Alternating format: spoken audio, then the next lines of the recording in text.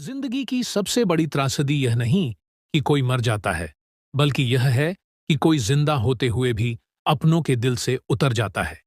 यह कहानी एक पिता और पुत्र के रिश्ते की है। एक ऐसा रिश्ता जिसमें प्यार है, त्याग है, लेकिन समझ की कमी भी।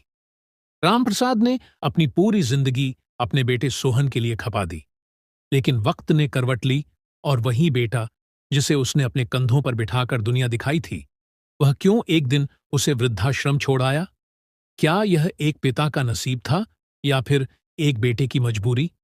यह कहानी केवल रामप्रसाद और सोहन की नहीं है। यह हर उस रिश्ते की कहानी है जो धीरे धीरे वक्त के साथ फासलों में बदल जाते हैं। एक मध्यम वर्गीय परिवार का छोटा सा घर। दीवारों पर पुरानी तस्वीरें टंगी थीं, जिनमें से एक तस्वीर में रामप्रसाद अपने बेटे सोहन को गोद में उठाए मुस्कुरा रहे थे। घर के कोने में एक पुरानी लकड़ी की कुर्सी रखी थी, जिस पर अक्सर रामप्रसाद बैठा करते थे। रामप्रसाद के परिवार में उसका बेटा सोहन तथा उसकी बेटे की बहू शीला और एक पोता, एक पोती है। शीला की नाराजगी। रसोई में बर्तनों की खनक के साथ शीला की तेज आवाज पूरे घर में गूंज रही थी। शीला गुस्से से, देखो सोहन, अब मुझसे और सहा नहीं जाता। ये बाबूजी की रोज रोज की परेशानी, दिन हो या रात, हर समय खांसने की आवाज, हर जगह बिखरी गंदगी। और अब तो हद ही हो गई। आज फिर एक कप तोड़ दिया। और हर समय बात बात पर बच्चों को आवाज लगाते रहते हैं। पढ़ाई पर बैठते ही किसी न किसी बात के लिए बच्चे परेशान हो गए हैं। सोहन, जो अभी अभी ऑफिस से लौटा था, शीला की बातें सुनकर चुपचाप पानी पीने लगा। शीला आक्रोश से, तुम्हें कुछ फर्क ही नहीं पड़ता, है ना? मैं दिन भर घर संभालती हूँ, बच्चों की पढ़ाई देखती हूँ और ऊपर से तुम्हारे बाबूजी का ध्यान भी रखूं। मैं अकेले कितना करूं? सोहन थकान से अपनी आंखें बंद कर लेता है। सोहन धीमे स्वर में, शीला, बाबूजी अब उम्र दराज हो गए हैं, वो जानबूझकर तो नहीं करते ना? शीला व्यंग्य से, हाँ हाँ, और मैं ही बुरी हूं, है ना?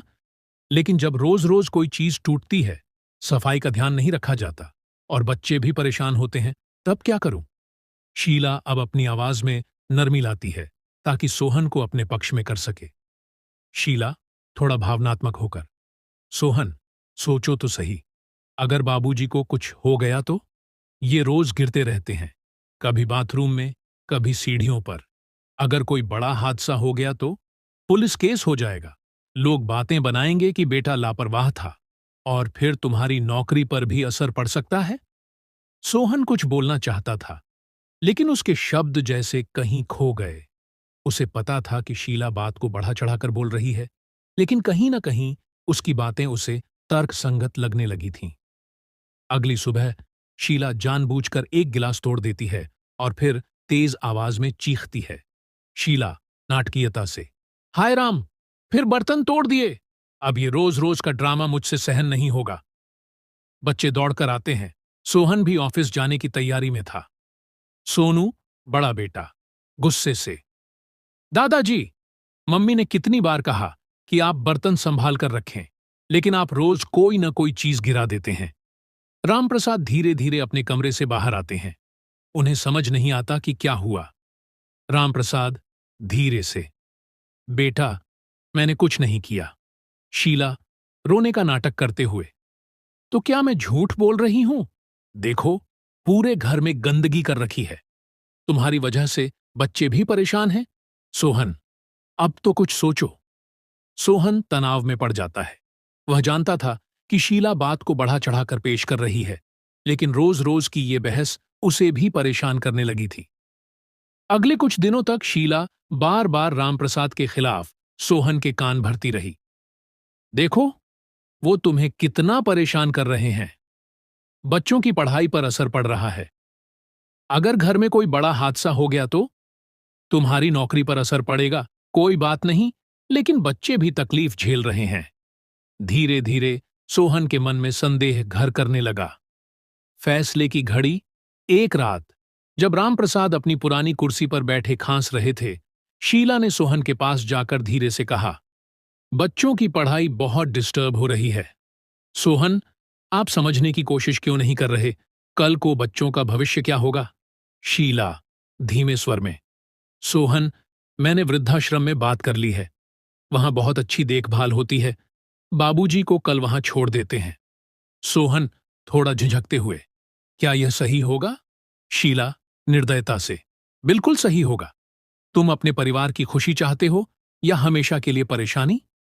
रामप्रसाद जी ने धीमी आवाज में कहा। शीला बहू, जरा पानी लाओ, प्यास लगी है। शीला, जो पहले ही घर के कामों में व्यस्त थी, झुंझला गई। दिन भर यही तमाशा चलता रहता है। न खुद कुछ कर सकते हो, न दूसरों को चैन से रहने देते हो। रामप्रसाद ने सहारा लेकर उठने की कोशिश की, लेकिन उनका पैर टेबल से टकरा गया और पानी का गिलास नीचे गिरकर टूट गया। शीला चिल्ला उठी, हाय राम! एक दिन इस आदमी के कारण पूरे घर के बर्तन टूट जाएंगे। इस आवाज से सोहन की नींद खुली। वह कमरे से बाहर आया और टूटा गिलास देखकर रुक गया। रामप्रसाद धीरे धीरे अपनी जगह पर बैठ गए और सिर झुका लिया। सोहन ने अपनी पत्नी की तरफ देखा। इतना गुस्सा क्यों कर रही हो शीला? बाबूजी गलती से गिरा बैठे। शीला ने गुस्से से जवाब दिया, हर बार गलती? दिन भर कुछ न कुछ गिराते रहते हैं और रात को खर्राटे ऐसे लेते हैं कि मेरी नींद तक उड़ा देते हैं। ये बुढ़ापा है या सज्जा? रामप्रसाद ने कोई सफाई नहीं दी, बस दीवार की तरफ ताकते रहे। सोहन ने कुछ नहीं कहा और ऑफिस के लिए तैयार होने लगा। सोहन ने कुछ दिनों तक टालने की कोशिश की, लेकिन आखिरकार उसने फैसला ले लिया। एक दिन उसने अपने पिता से कहा, बाबूजी, आप कुछ दिनों के लिए एक अच्छी जगह चलिए। वहां आपकी देखभाल ठीक से होगी और आंखों का ऑपरेशन भी हो जाएगा। रामप्रसाद ने मुस्कुराकर पूछा, बेटा, कौन सी जगह? सोहन ने नजरें चुराकर जवाब दिया, एक संस्था है, वहां आपकी आंखों का इलाज और देखभाल होगी। रामप्रसाद कुछ पल चुप रहे, फिर बोले, तो अब मैं बोझ बन गया बेटा? सोहन चुप रहा। उसने झुककर पिता के पैर छुए और उन्हें कार में बिठा लिया। रास्ते में रामप्रसाद बोले, बेटा, क्या मेरी आंखों का इलाज करवाने ले जा रहे हो? सोहन ने कुछ नहीं कहा। जब वे वृद्धाश्रम पहुंचे तो रामप्रसाद ने अनजान जगह को छूकर महसूस करने की कोशिश की और धीरे से बोले, यह अस्पताल जैसा तो नहीं लग रहा। सोहन ने आंखें फेर लीं और औपचारिकताएं पूरी करने के बाद पिता को वहां छोड़कर चला आया। रामप्रसाद वृद्धाश्रम के अंदर कदम रखते हैं। उन्हें अब भी यकीन है कि सोहन उन्हें इलाज के लिए यहां लाया है। उनकी धुंधली आंखों में एक चमक है और होठों पर हल्की मुस्कान। रामप्रसाद धीरे से, बेटा कह रहा था कि यहां मेरी देखभाल अच्छी तरह होगी। शायद सच में मेरी आंखों का इलाज हो जाए। अंदर एक नर्स उन्हें सहारा देकर एक कमरे में ले जाती है, जहां कुछ और बुजुर्ग लोग बैठे हैं। कुछ उदास, कुछ शांत और कुछ पूरी तरह से टूट चुके। वृद्धाश्रम की नर्स मुलायम स्वर में, बाबा जी, ये आपका कमरा है, यहां आराम कीजिए। रामप्रसाद धीरे धीरे अपनी लकड़ी की छड़ी से रास्ता टटोलते हुए बेड तक पहुंचते हैं और बैठ जाते हैं।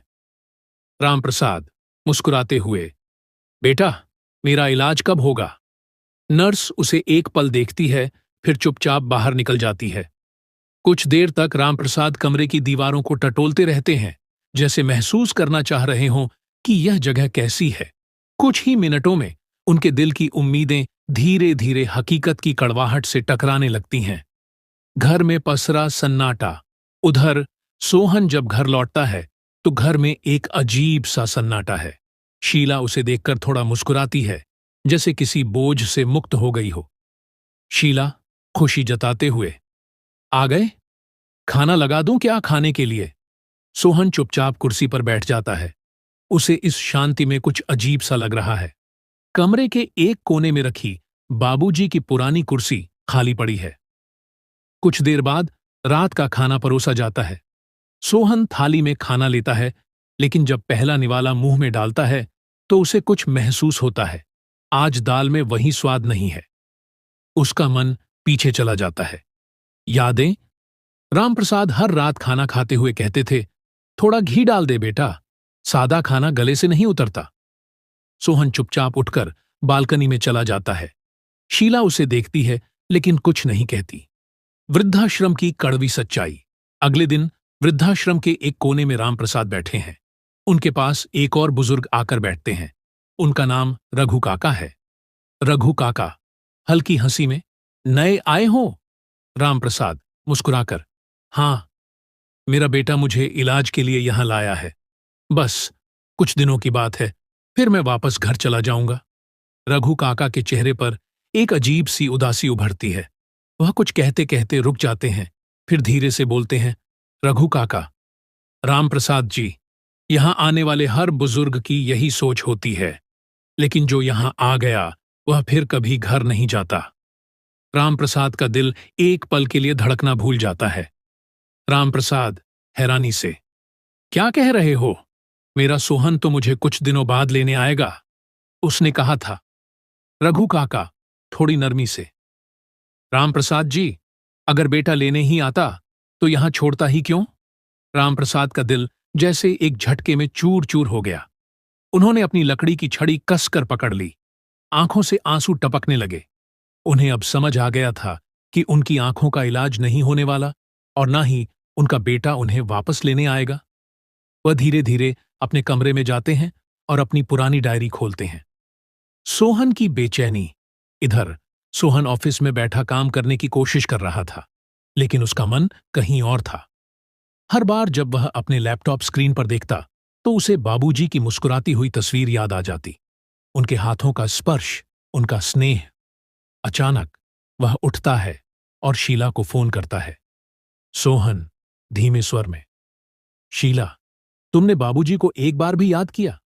शीला बिना झिझक के, नहीं, अब उनकी चिंता करने की कोई जरूरत नहीं। सोहन का दिल एकदम धक से रह गया। पहली बार उसे एहसास हुआ कि उसने जो किया वह कितना गलत था।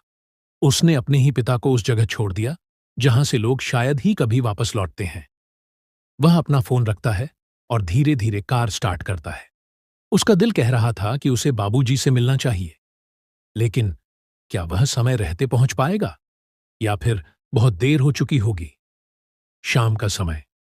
वृद्धाश्रम की एक कोठरी में रामप्रसाद चुपचाप बैठे हैं। उनकी डायरी उनके कांपते हाथों में है। उनके बूढ़े हाथ उसके पन्नों को छू रहे हैं, जैसे हर शब्द से अपना दर्द बांट रहे हों। रामप्रसाद धीमे स्वर में, बेटा, तू मुझे लेने कब आएगा? उनकी आंखों में अब कोई उम्मीद नहीं बची। उन्हें अब सच का एहसास हो चुका था। अचानक बाहर हलचल होती है। वृद्धाश्रम के एक और बुजुर्ग शिवनाथ बाबू अंदर आते हैं और रामप्रसाद के पास बैठ जाते हैं। शिवनाथ बाबू हलक में दुख दबाकर, रामप्रसाद जी, सोचिए मत, अब यही हमारा घर है। बाहर की दुनिया से कोई हमारा नहीं और हम किसी के नहीं। रामप्रसाद मुस्कुराने की कोशिश करते हुए, नहीं रे, मेरा सोहन आएगा, उसने कहा था, कुछ ही दिनों की बात है। शिवनाथ बाबू कुछ नहीं कहते, बस उनकी ओर देखकर एक लंबी सांस लेते हैं। वह जानते हैं कि यह आशा भी एक दिन खत्म हो जाएगी। कुछ दिनों बाद शहर की एक छोटी सी चाय की ठड़ी। हल्की ठंडक के बीच कोयले पर उबलती चाय की खुशबू हवा में घुल रही है। पास में कुछ लोग बैठकर ताश खेल रहे हैं तो कुछ दुनिया जहान की बातें कर रहे हैं। सोहन भी वहां अपनी मोटर बाइक रोकता है और एक कुर्सी खींचकर बैठ जाता है। सोहन चाय वाले से, एक कड़क चाय बना देना भाई। तभी पास की टेबल पर बैठे एक बुजुर्ग की नजर सोहन पर पड़ती है। वह झुर्रियों से भरा लेकिन आत्मीय चेहरा लेकर सोहन की ओर देखता है और चौंक जाता है। बुजुर्ग हैरानी से, अरे सोहन, बेटा, तू यहां, पहचाना मुझे? सोहन गौर से देखता है, फिर कुछ याद करता है। सोहन संकोच से, अरे अरे काका, आप तो बाबूजी के पुराने दोस्त हो ना? गोपाल काका। गोपाल काका मुस्कुराते हुए, हां बेटा, वही गोपाल। लेकिन तू इधर कैसे? सोहन चाय की चुस्की लेते हुए जल्दी से जवाब देता है। सोहन, बस काका, काम से निकला था, सोचा चाय पी लूं। और आप बताइए, कैसे हो? गोपाल काका उसकी बात को अनसुना कर देते हैं और सीधा सवाल दाग देते हैं। गोपाल काका, और बता, रामप्रसाद कैसा है? उससे मिले बहुत दिन हो गए। बूढ़ा अब ठीक ठाक है ना? सोहन एक पल के लिए ठिठक जाता है। उसके चेहरे पर हल्का तनाव आ जाता है, लेकिन वह खुद को संभालता है। झूठी मुस्कान ओढ़कर बोलता है, सोहन आहिस्ता से, बाबूजी अब इस दुनिया में नहीं रहे काका। चाय की प्याली गोपाल काका के हाथ में ही रह जाती है। उनकी आंखों में हल्की नमी आ जाती है। वे गहरी सांस लेते हैं और अपना सिर झुका लेते हैं। गोपाल काका दुखी स्वर में, राम प्रसाद नहीं रहा। बड़ा ही नेक इंसान था, बड़ा ही मेहनती और त्यागी। सोहन उनकी बातें सुनकर चुप रहता है, लेकिन उसकी बेचैनी बढ़ने लगती है। थोड़ी देर की खामोशी के बाद गोपाल काका फिर बोलते हैं। गोपाल काका नम आंखों से, बेटा, तुझे पता है तेरा बाबूजी तुझसे कितना प्यार करता था? अरे, जब तू 2 साल का था तब तेरी मां गुजर गई थी। सोहन चौंक जाता है। सोहन हैरान होकर, क्या 2 साल का? मुझे तो कुछ याद नहीं। गोपाल काका गहरी सांस लेकर, हाँ बेटा, और तेरी मां के जाने के बाद मैंने तेरा बाबूजी से बहुत जिद की थी कि वो दूसरी शादी कर ले, ताकि घर के कामकाज में उसकी मदद हो जाएगी। लेकिन जानता है उसने क्या कहा?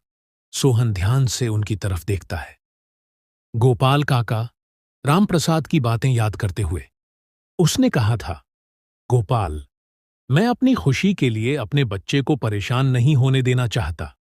पता नहीं सौतेली मां इसका कितना ख्याल रखेगी, कहीं यह मां के प्यार से वंचित न रह जाए। मैं मां और पिता दोनों बनकर इसे पालूंगा, लेकिन अपने बेटे को सौतेला बेटा नहीं कहलाने दूंगा। सोहन की आंखें फटी रह जाती हैं। उसका दिल तेजी से धड़कने लगता है। सोहन धीमे स्वर में, काका, ये आप क्या कह रहे हैं? गोपाल काका मुस्कुराते हुए, लेकिन आंखों में दर्द के साथ, अरे बेटा, रामप्रसाद जैसा बाप हर किसी को नहीं मिलता। जब तू पहली बार नौकरी के लिए बाहर गया था तो तेरे रहने और खाने के इंतजाम के लिए उसने अपनी सारी जमा पूंजी लगा दी थी। और मजे की बात जानता है? सोहन नजरें झुकाकर धीरे से सिर हिलाता, वो क्या है?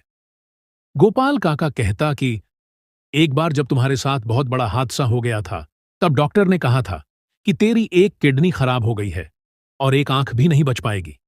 तब तेरे बाबूजी ने अपनी एक किडनी और अपनी एक आंख तुझे दे दी थी। सोहन का शरीर सुन्न हो जाता है। उसके होंठ कांपने लगते हैं। सोहन आवाज कांपते हुए, ना, नहीं, ये सच नहीं हो सकता। गोपाल काका गहरी सांस लेते हुए, बिल्कुल सच है बेटा। तेरे बाबूजी ने तुझे जिंदगी देने के लिए अपनी आंख और किडनी कुर्बान कर दी। और मैंने उसे बहुत बार कहा था कि अपनी दूसरी आंख का ऑपरेशन करवा, लेकिन उसके पास जो भी जमा पूंजी थी वह तुम्हारी पढ़ाई पर खर्च कर चुका था। वह कहता था कि मेरा बेटा जब बड़ा आदमी बन जाएगा तो वह मेरी आंखों का ऑपरेशन करवा देगा।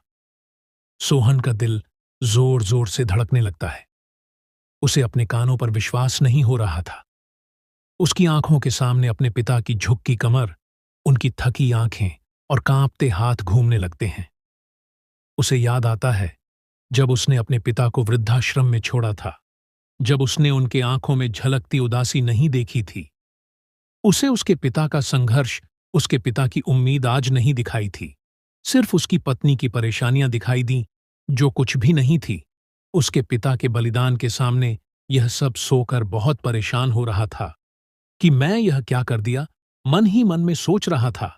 उसके भीतर एक अजीब सी बेचैनी पैदा होने लगती है। वह जबरन अपनी भावनाओं को दबाने की कोशिश करता है, लेकिन गोपाल काका की बातों ने उसके मन को पूरी तरह झकझोर दिया था। सोहन अब खुद को रोक नहीं पाता। उसके हाथ कांपने लगते हैं। वह जल्दी से अपनी जेब से पैसे निकालता है, चाय वाले को थमाता है और तेजी से उठ खड़ा होता है। उसकी आंखों में आंसू थे। वह तेजी से अपनी बाइक स्टार्ट करता है और भीड़ के बीच निकल जाता है। लेकिन इस बार उसका दिल अपराध बोध से भारी हो चुका था। उसे अब अपनी सबसे बड़ी गलती का एहसास हो गया था। सोहन गाड़ी से उतरा और वृद्धाश्रम के गेट पर खड़ा रहा। भीतर जाने की हिम्मत नहीं हो रही थी। दिल में अजीब सी घबराहट थी। जब से गोपाल काका से अपने पिता की सच्चाई सुनी थी, तब से उसकी आत्मा झकझोर चुकी थी। उसकी आंखों के सामने बस एक ही चेहरा घूम रहा था, रामप्रसाद का चेहरा, जो हमेशा मुस्कुराता था। लेकिन उसकी आंखों में कभी कभी एक अजीब सा दर्द झलकता था, जिसे सोहन ने कभी समझने की कोशिश नहीं की। उसने गहरी सांस ली और भीतर जाने के लिए अपने कदम बढ़ाए। वृद्धाश्रम का माहौल शांत था, लेकिन यह शांति अजीब सी दर्द भरी थी। हर तरफ बुजुर्ग लोग बैठे थे, कुछ उदास, कुछ खामोश, तो कुछ उम्मीद की निगाहों से दरवाजे की ओर देख रहे थे। शायद किसी अपने के आने की प्रतीक्षा कर रहे थे। सोहन सीधा मैनेजर के केबिन में पहुंचा। सोहन, घबराई आवाज में, मुझे अपने बाबूजी से मिलना है। मैं सोहन हूं, रामप्रसाद का बेटा। मैनेजर का चेहरा गंभीर हो गया। उसने गहरी सांस ली और कुछ क्षण तक चुप रहा। फिर वह धीरे से बोला, मैनेजर, नर्म लेकिन गहरी आवाज में, बेटा, अब तुम उनसे नहीं मिल सकते। सोहन का दिल जैसे किसी ने मुट्ठी में जकड़ लिया हो। वह हड़बड़ाया। सोहन, बेताबी से, क्यों क्यों नहीं मिल सकता? मैं उनका बेटा हूं। मैनेजर ने उसकी आंखों में देखा और एक दर्द भरी सच्चाई उगल दी। मैनेजर, धीमे स्वर में, क्योंकि अब वो इस दुनिया में नहीं रहे। एक पल को सोहन को लगा कि उसकी दुनिया ही उजड़ गई हो। उसके पैरों तले जमीन खिसक गई। उसकी धड़कनें तेज हो गईं। उसने कांपते होठों से पूछा, सोहन, सन्न रहकर, क्या आप आप क्या कह रहे हैं? मैनेजर, गहरी सांस लेते हुए, जब तुमने अपने पिता को यहां छोड़ा था, तब से वो एकदम खामोश हो गए थे। पहले तो हमें लगा कि धीरे धीरे वो यहां के माहौल में ढल जाएंगे, लेकिन नहीं। वो हर दिन बुझते चले गए। वो हमेशा कहते थे कि उनका बेटा बहुत अच्छा है, बहुत मेहनती है, लेकिन जाने क्यों उनकी आंखों में एक अधूरी आस बसी थी। और फिर जब तुम गए थे, उसके कुछ ही दिनों बाद वो हमें छोड़कर चले गए। सोहन को कुछ सुनाई नहीं दे रहा था। उसकी आंखों के सामने अंधेरा छा गया था। उसका दिल तेजी से धड़कने लगा। वह चिल्लाया, सोहन, गुस्से में, आपने मुझे बताया क्यों नहीं? जब मेरे बाबूजी चले गए, तब आपने खबर क्यों नहीं दी? मैनेजर की आंखों में भी हल्की नमी आ गई थी। उसने शांत स्वर में जवाब दिया, मैनेजर, क्योंकि तुम्हारे बाबूजी ने हमें सख्त हिदायत दी थी कि उनकी मृत्यु की खबर तुम्हें न दी जाए। वो नहीं चाहते थे कि उनकी मौत का बोझ तुम्हारे कंधों पर आए। वो अपनी अंतिम यात्रा अकेले ही पूरी करना चाहते थे और उनका अंतिम संस्कार भी यहीं, वृद्धाश्रम में ही कर दिया गया था। सोहन को ऐसा महसूस हुआ जैसे किसी ने उसके सीने में एक खंजर घोंप दिया हो। वह वहीं घुटनों के बल गिर पड़ा। सोहन, फूट फूट कर रोते हुए, बाबूजी, बाबूजी।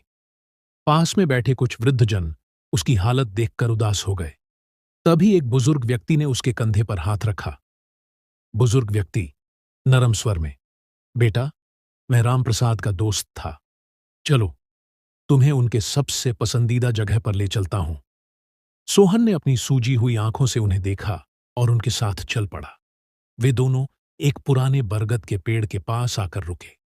बुजुर्ग व्यक्ति, आंखों में दर्द के साथ, तेरे बाबूजी यहीं बैठते थे, घंटों इस पेड़ की ओर ताकते रहते थे। एक दिन मैंने पूछा कि इतनी देर तक यहां क्या करते हो? तो उन्होंने कहा, बच्चे जिस पेड़ की छांव में पलकर बड़े होते हैं, लेकिन क्यों जब वह बूढ़ा हो जाता है तो उसे काट दिया जाता है, क्योंकि वह घर की शोभा नहीं बढ़ाता। शायद मैं भी ऐसा ही हूं। सोहन की आंखों से आंसू रुकने का नाम ही नहीं ले रहे थे। सोहन के लिए यह सब किसी बुरे सपने जैसा था, लेकिन यह सपना नहीं था, हकीकत थी। उसका पिता, जिसने उसके लिए अपने जीवन के अनगिनत सुखों का बलिदान दिया, अब इस दुनिया में नहीं था, और यह सब उसकी वजह से हुआ था। वह खुद को कभी माफ नहीं कर पाएगा। उसके पिता अपनी अंतिम सांसों तक बैठा करते थे। वह उस पेड़ की जड़ों को पकड़कर वहीं घुटनों के बल गिर पड़ा, जहां उसके पिता अपनी अंतिम सांसों तक बैठा करते थे। उसकी आंखों से आंसू लगातार बह रहे थे। उसकी आवाज कांप रही थी, लेकिन वह खुद को रोक नहीं सका। सोहन, टूटे हुए स्वर में, पेड़ से लिपटकर, बाबूजी, बाबूजी, कहां चले गए आप? देखो ना, तुम्हारा सोहन तुम्हें लेने आया है। एक बार बात तो करो मुझसे। बाबूजी, मैं जानता हूं कि मैंने बहुत बड़ी गलती कर दी, लेकिन क्या आप मुझे माफ नहीं कर सकते? उसका गला रूंध गया। वह जमीन पर सिर पटकने लगा। उसकी आंखों के सामने अचानक अपने पिता की तस्वीरें घूमने लगीं। वह जब बीमार होते थे, तब भी हंसते रहते थे। जब तकलीफ में होते थे, तब भी दूसरों के लिए दुआएं मांगते थे। और उसने क्या किया? जब उनके जीवन के आखिरी दिनों में उन्हें उसकी सबसे ज्यादा जरूरत थी, तब उसने उन्हें एक अनजान जगह पर छोड़ दिया। सोहन, बिलखते हुए, बाबूजी, मैंने कभी नहीं जाना कि आपकी आंखों में धुंध थी।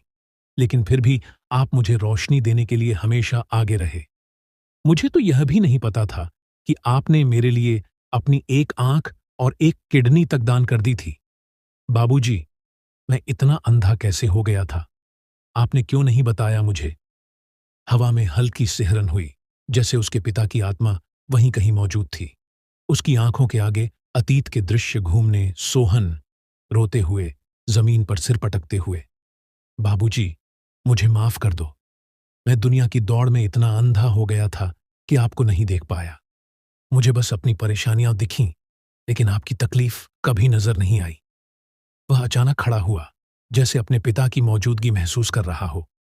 उसकी आंखों से आंसू रुकने का नाम नहीं ले रहे थे। उसने कांपते हुए आवाज दी, सोहन, चीखकर, बाबूजी, एक बार वापस आ जाओ। मुझे एक बार गले लगा लो। मैं आपको वापस अपने घर ले जाऊंगा। अब मैं कुछ नहीं सोचूंगा, बस आपके साथ रहूंगा। बाबूजी, आप सुन रहे हैं ना? चारों तरफ सन्नाटा, सिर्फ हवा का शोर था। कुछ वृद्धजन दूर बैठे उसे देख रहे थे। उनकी आंखों में भी नमी थी। उन्होंने कई बार ऐसे बेटे देखे थे जो पछताने के लिए बहुत देर से आते थे। सोहन शरीर कांप रहा था। वह हिचकियां लेकर रो रहा था। तभी उसकी नजर पेड़ की छाल पर पड़ी, जहां किसी ने नाखून से खुरच कर लिखा था, मेरा बेटा बहुत अच्छा है। बस अब तो सोहन पूरी तरह बिखर गया। वह अपने दोनों हाथों से चेहरा ढककर जोर जोर से रोने लगा। उसके हृदय में एक भारी बोझ था, जिसे अब कोई भी हल्का नहीं कर सकता था। अब बहुत देर हो चुकी थी। सोहन अब पेड़ के नीचे पड़ा था। उसके हाथ मिट्टी से भरे थे, आंखें सूख चुकी थीं, लेकिन दिल से आंसू बहते जा रहे थे। सोहन अब खुद को संभाल नहीं पा रहा था। वह उस पेड़ की जड़ों से लिपटकर बिलख बिलख कर रोने लगा। पछतावे की आग में जलते हुए वह बस एक ही बात बुदबुदा रहा था, सोहन, टूटे हुए शब्दों में, बाबूजी, मुझे माफ कर दो। बाबूजी, मुझे माफ कर दो। सोहन का पश्चाताप अब कभी खत्म नहीं होगा। उसके पास अब सिर्फ आंसू थे और एक अधूरी चाह कि काश वह अपने पिता को एक बार गले लगा पाता। पर अब बहुत देर हो चुकी थी। एक पिता की बेटे से विनती करते हुए कविता। अच्छी लगे तो लाइक जरूर कीजिए और कमेंट भी कीजिए कि कैसी लगी। कविता का नाम है एक पिता की अंतिम पुकार। बेटा, जब तू छोटा था मैं तुझे उंगली पकड़कर चलना सिखाता था। आज मैं गिरा था पर तेरा हाथ थाम ना पाया। तेरी हर खुशी के लिए मैंने खुद को मिटा दिया, पर जब मुझे तेरी जरूरत थी तू मुझसे दूर चला गया। मेरी आंखों की रोशनी तुझे देख सके, इसलिए मैंने अपना नूर तुझे दे दिया। पर अफसोस, तूने कभी मेरी बुझती आंखों की बेबसी को देखा ही नहीं। आज मैं तुझसे दूर हूं, पर तुझे अब भी आशीर्वाद देता हूं। बस एक ख्वाहिश है, कोई और पिता अपने बेटे के लिए न तड़पे।